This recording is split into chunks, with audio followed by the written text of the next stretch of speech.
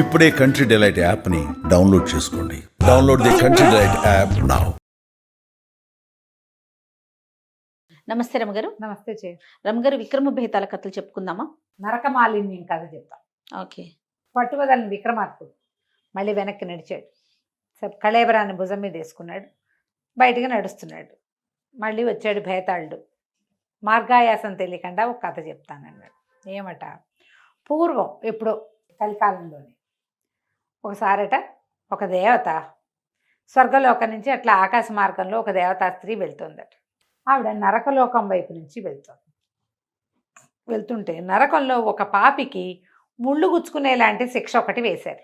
ఈమె వెళ్తున్న దాని కిందే ఉందట. వాడు ముళ్ళంతా ముళ్ళు గుచ్చుకుని ఒక పాపి చాలా దుఃఖంతో అరిచి కేకలు పెడుతున్నాడు. ఆ దారిని పోతున్న ఆమెకు ఆ కేకలు వినపడ్డాయి.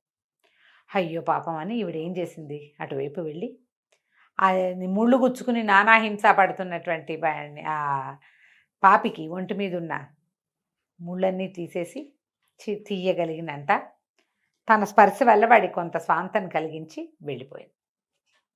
తర్వాత వాడి శిక్ష వాడు అనుభవించాడు.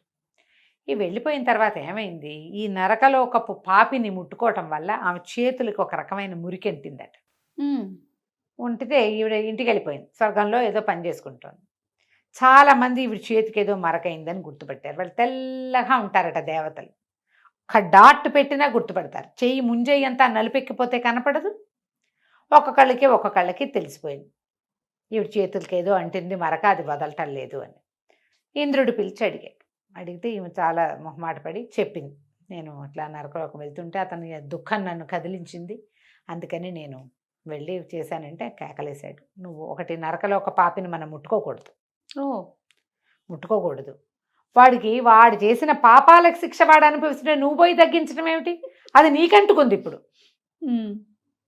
వాడు బాధపడుతున్నాడు అనుకోకూడదు. నరకంలో వాడు పడే బాధ, నరక బాధలు ఎందుకు వస్తాయి, వాడు చేసిన పాపానికి ఫలితం అది. వాడు ఎలాంటి దుర్మార్గుడో, వాడికి ఆ ముళ్ళుగుచ్చేవి కంటకం, ఇదేదో శిక్ష, నెత్తురు గారిపోతుంది ఆ ముళ్ళు గుచ్చుకున్న చోట నుంచి. వాడు ఎంత దుర్మార్గుడో, భూలోకంలో ఎంత హింస పెట్టాడో మానవుల్ని, అందుకు కదా వాడికి అది వచ్చింది. నువ్వు పోయి వాడికి శిక్ష తగ్గించి వాడిని ముట్టుకొచ్చావు. వాడు ముట్టుకుంటే ఆ నరక మాలిన్యం నీ చేతికి అంటేసింది.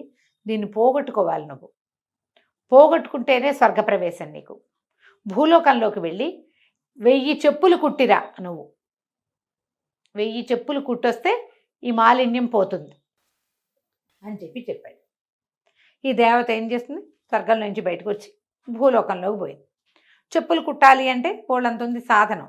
ఈవిడ కుట్టితే ఎవడేసుకుంటాడు ఆ చెప్పులు, ఈవిడెవరో వాళ్ళకి తెలియదు. అందుకని ఒక చెప్పులు కుట్టేవాడి ఇంట్లో ప్రవేశించింది. ఆ చెప్పులు కుట్టేవాడు ముందు రోజు రాత్రి ఆ సాయంకాలం బయట నుంచి తోళ్ళు తీసుకొచ్చి రెడీ చేసి రేపు పొద్దున్నే చెప్పులు కుట్టడానికి పెట్టుకున్నాడు. ఈ దేవత మాగారు అక్కడికి పోయి కూర్చుని చకచకా చెప్పులు కుట్టి, కొన్ని జతలు చెప్పులు కుట్టి మూలగొచ్చు. పొద్దునే చెప్పులు కుట్టేవాడు చూసుకున్నాడు. ఏమిటి చెప్పులు ఎక్కడి నుంచి వచ్చాయి, వస్తువు మాత్రం తందే, ఆ తోళ్ళు తనవి, ఎవరో కుట్టి పెట్టారు. వాడు భగవంతుడికి వేల ప్రణామాలు చేసేశాడు. ఎవడో దేవుడు నన్ను రక్షించాడు అనుకున్నాడు. ఇతనికి చెప్పులు కుట్టేవాడు అమ్ముకుంటాడు, కానీ అతను కొంచెం మోటుగా ఉండే చెప్పులు కుడతాడు. ఈ దేవత తనకు మంచి పనితనం ఉన్నట్టుగా కుట్టింది. నాజుగ్గా ఉన్నాయి చెప్పులు బయటికి తీసుకెళ్తే విపరీతంగా అమ్ముడుపోయినాయి. టకటగా కొనేసుకున్నారు జనం. సరే ఏం చేశాడు, మళ్ళీ వస్తూ ఇంకా తోలు సామాన్లు అన్నీ తెచ్చి పెట్టాడు శుభ్రం చేసి. తెల్లారేసరికి ఇంకో కొన్ని జతలు తయారైనాయి. అవి అమ్ముడిపోయినాయి. రోజు తేవా అమ్మ. కొద్ది రోజులు గడిచేసరికి అలబడికి ఏం తెలిసిందంటే, ఎవరో దేవత తనని కరుణించి కుడుతోంది. తన ప్రత్యక్ష దేవత. అక్కడి నుంచి ఏం చేశాడు, ఒక 6 రోజులు గడిచాక ఓ దీపారాధన అగరబత్తులు పెట్టాడు. దేవత వాటిని స్వీకరించలా, మాట్లాడకుండా ఊరుకుంది. తన పంతం చేసుకునేది. పువ్వులు పెట్టాడు. సరే, ఒకనాడు పళ్ళు ఫలాలు పెట్టాడు. తీసుకోలేదు. వాడికి బాధగా ఉంది. ఏం స్వీకరించదు. పోని దీపం ధూపం అంటే దాని దారిన అవి పోతాయి. పళ్ళు ఫలాలు పెడితే ఆవిడ తీసుకోవాలి కదా, తీసుకోలేదు. అక్కడి నుంచి ఏం చేశాడు, బాగా సంపాదన వచ్చింది. ఒక పళ్ళె నిండా డబ్బులు పోసి పెట్టాడు. దేవతను గౌరవిస్తున్నాడు వాడు.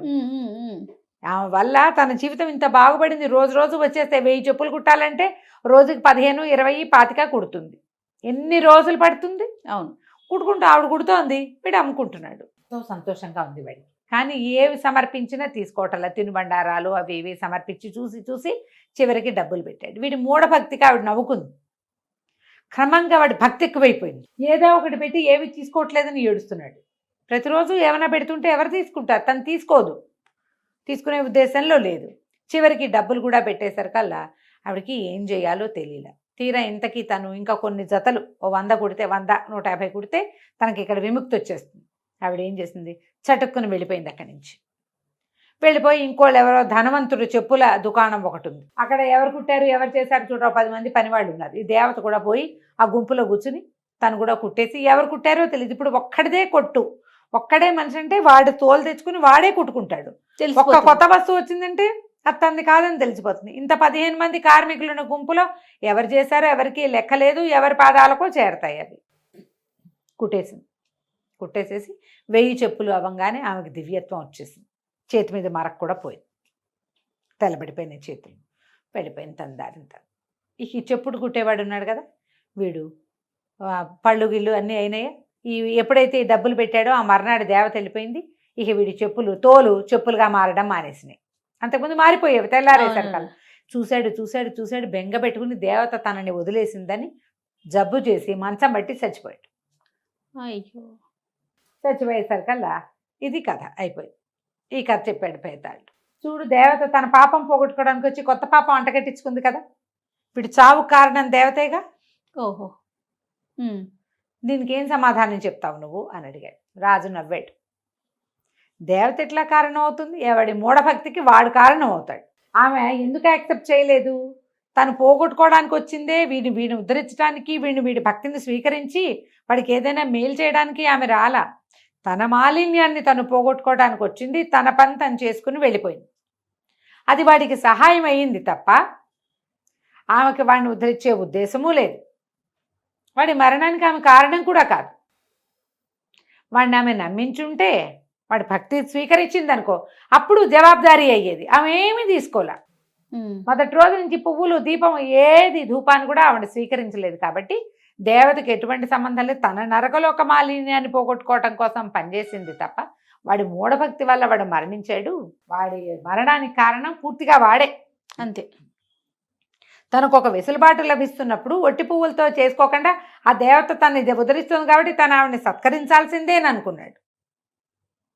అనుకోకుండా ఉంటే వాడు బతికుండేవాడు. అది వాడి మూర్ఖత్వమే కానీ ఆమెదేం తప్పు లేదు అన్నాడు. అనగానే నీకు నచ్చింది, చాలా బాగా చెప్పావు, ఇదే కరెక్టు, కానీ నువ్వు మౌనభంగం చేసావు కదా, నేను వెళ్ళిపోతున్నానని శవంతో సహా వెళ్ళిపోయాడు భేతాళుడు. మళ్ళీ విక్రమార్కుడు వెనక్కి నడవడం మొదలుపెట్టాడు. కథ కంచికి మనం ఇంటికి.